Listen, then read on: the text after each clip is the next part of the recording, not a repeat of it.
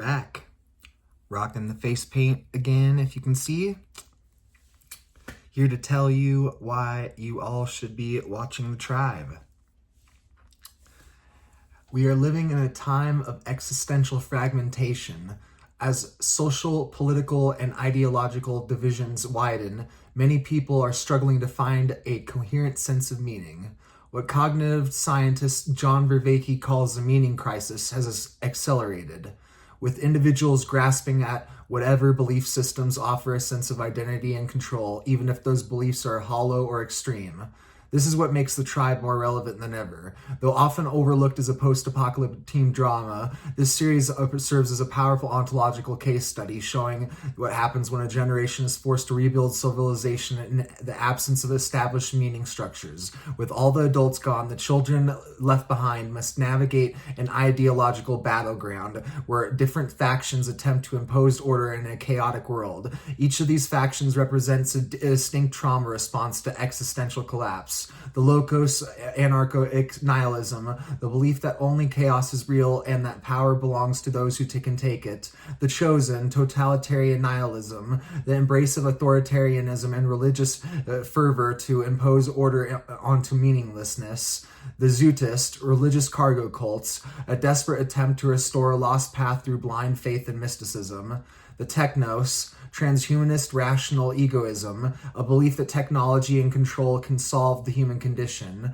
The Mallrats, pragmatic humanism, the fragile hope for collective ethics and cooperation amidst ideological warfare. These responses are not just fictional. They represent real-world political and ideological movements, many of which dominate our modern landscape. Take, for example, the MAGA movement, which exhibits characteristics of both the chosen and the Zootists. MAGA Zootist, fanaticism fueled by empty faith, blind allegiance, and nostalgia for a past that no longer exists. Like the Zootists in The Tribe, they elevate a fallen leader into a mythic figure, believing that their return will restore the old order. MAGA the Chosen, cult-like ideological extremism that moves beyond mere nostalgia into authoritarianism and religious fundamentalism. Just as the Chosen in The Tribe demand unwavering devotion to a leader of the world, some elements within MAGA embrace dogmatic loyalty to their leader, suppression of dissident, and an apocalyptic worldview.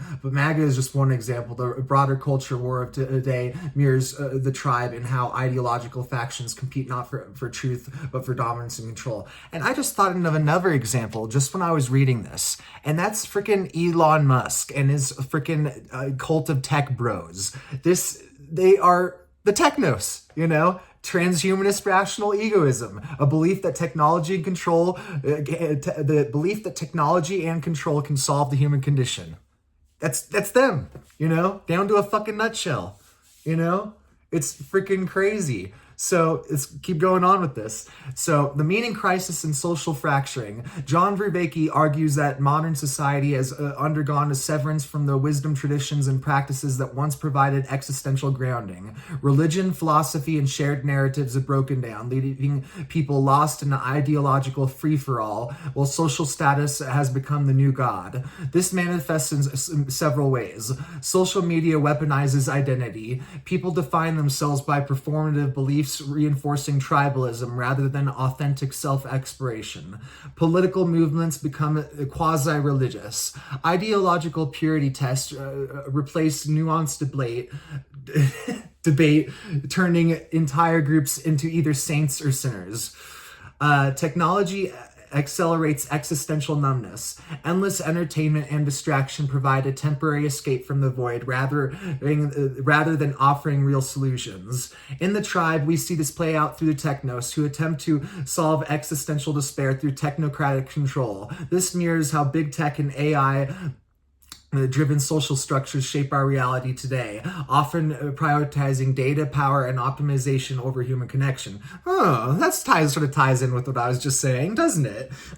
Why The Tribe matters now more than ever. The post-COVID era, much like the post-9/11 era, has intensified ontological instability. People are turning to radical idealism and ideological tribalism, desperately trying to construct meaning in a world that feels increasingly absurd. And And in this Darwinian competition of ideas, truth becomes secondary to emotional impact and social capital. Like Orwell's 1948 warned about totalitarianism, the tribe serves as a warning about ideological fragmentation and the battle for meaning itself. It isn't just a post-apocalyptic show. It's an ontological mirror reflecting where we are now. It forces us to ask what happens when belief becomes more about performance than truth. How do we people navigate meaning when the old world collapses? Are we headed toward a future of cooperation or one of tribal warfare? As society continues to fracture, the tribe stands as a vital and unappreciated allegory to our time, offering a glimpse into the consequences of existential freefall and ideological warfare. It's time more people started paying attention.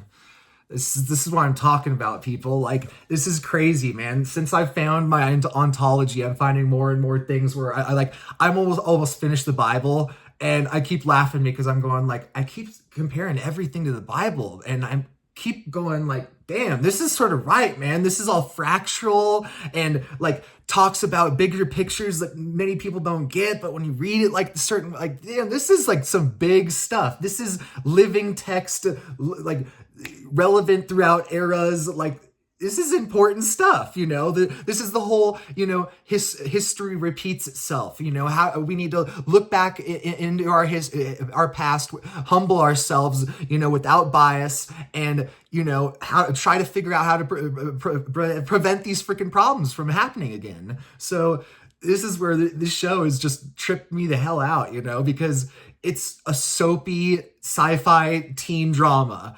but it's so much more.